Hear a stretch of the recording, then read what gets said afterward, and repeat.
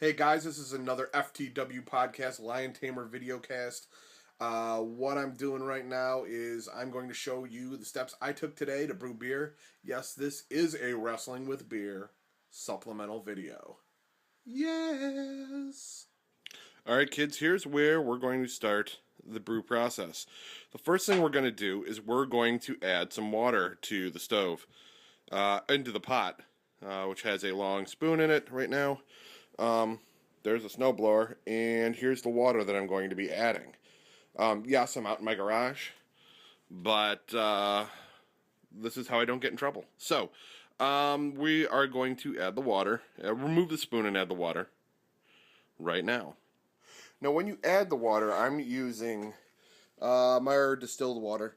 It comes with this blue cap over the top. Well, you remove that cap, and you've got this brown nozzle. So when it's tipped on its side and you lift up like this, water comes out this little hole. And I'm sure that was incredibly blurry, but that's okay. Those are annoying. So what I'm going to do is I'm going to take this knife and I'm going to cut a hole in that so I can just pour it right into the brew pot. But since I'm doing this by myself, I can't hold the camera and cut without reliably cutting myself and having to go to the hospital, so I'll be right back. So there's the water in the pot. The fire's on. We've got some heat. What we're going to do is we're going to come over here. We're going to take the lid. We're going to throw it on top, and we're going to let this sit. It's 5 gallons of water, and we're going to let this sit until it's at about 155 degrees. That means I'm going to have to go get my thermometer, but I'm not going to need it for a while because this takes forever.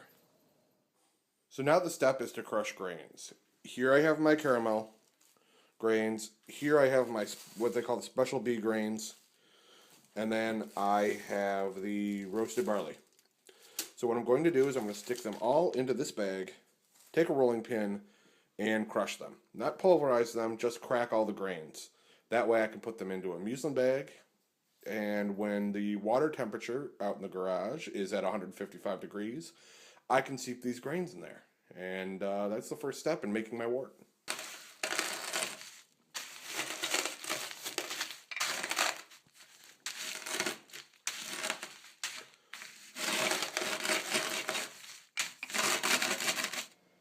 So our water is now at about 150 degrees, 155 degrees. The thermometer I have isn't exactly totally accurate, but here's our muslin sack of grains, according to my wife, because, well, she tells me that I said it wrong, so I don't want to get in trouble.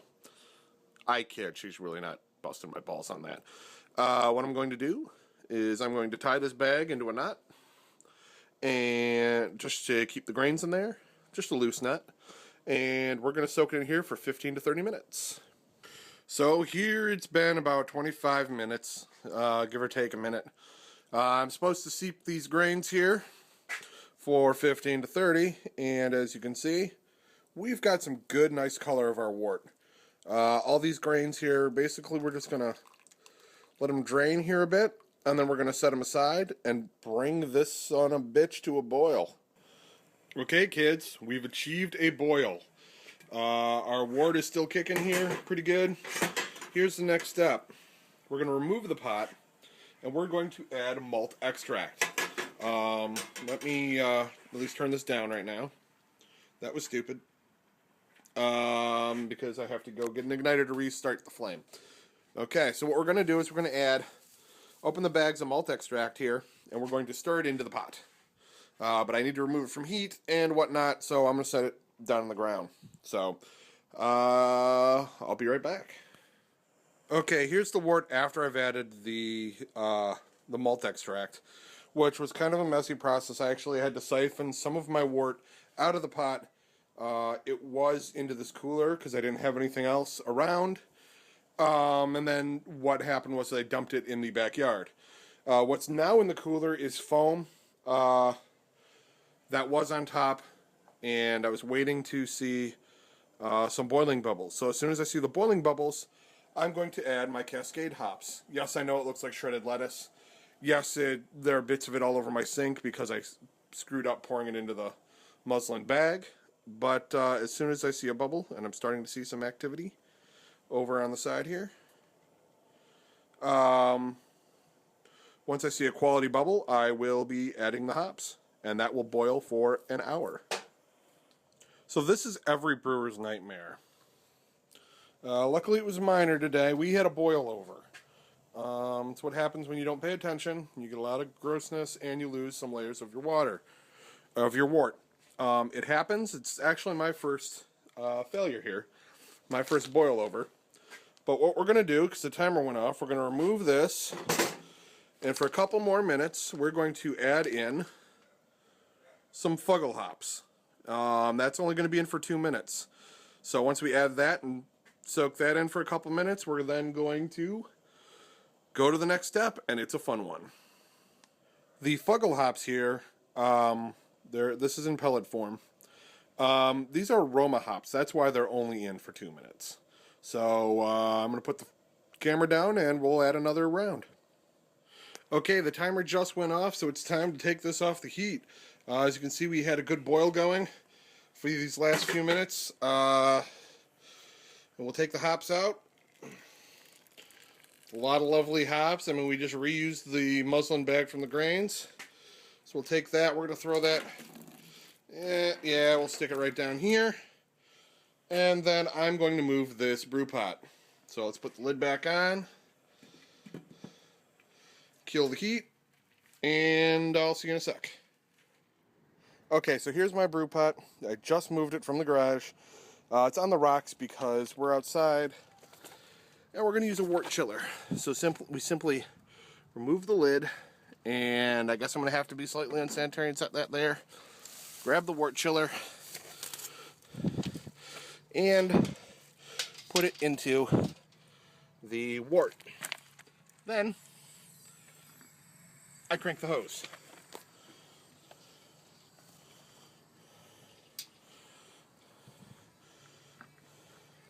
And as soon as water starts coming out of here,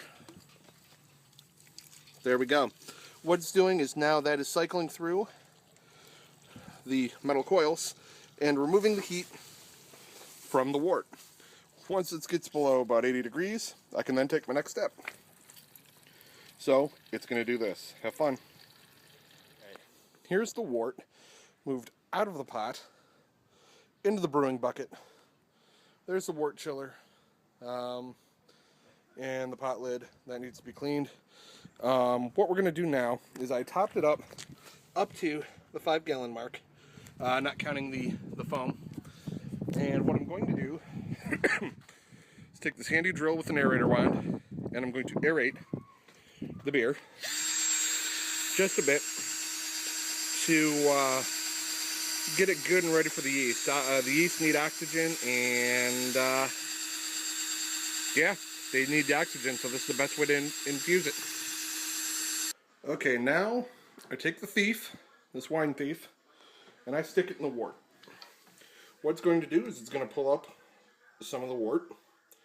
And what I'm going to do is I'm going to use a hydrometer, which I need to grab in a second. See, it's got a nice color to it already. What I'm going to do is I'm going to find out what the starting gravity is of this wort to determine what my alcohol content will be when I go to bottle. So I'll be right back. Looks like the starting gravity is about 1.052. That's where we're starting. And we'll see how this goes. Okay, so the wort, like we said, is 1.052 starting gravity. But that's because the wort is at 64 degrees. That's going to make a difference when we go to do our calculations. So I wanted to note that in the video. Now what are we doing? We are adding the Muntins yeast. I'm just going to tear this open, sprinkle it in, and then we'll throw the lid on. And then we'll put a airlock in the top of the lid. It's right in that hole. I fill it halfway up with water, and it helps keep the gases, release the gases that need to be released as the yeast do their job and eat the sugars. So there you go. There is the red that I'm brewing. It's hanging out there, and we'll see it in a couple weeks and see what, or a week or two, and see what the starting gravity has dropped, or the gravity has dropped to, and see where the fermentation is, to see how the yeast have been doing, and that would be when I take the next step. So, until then, see you later. Oh, and there's the mead.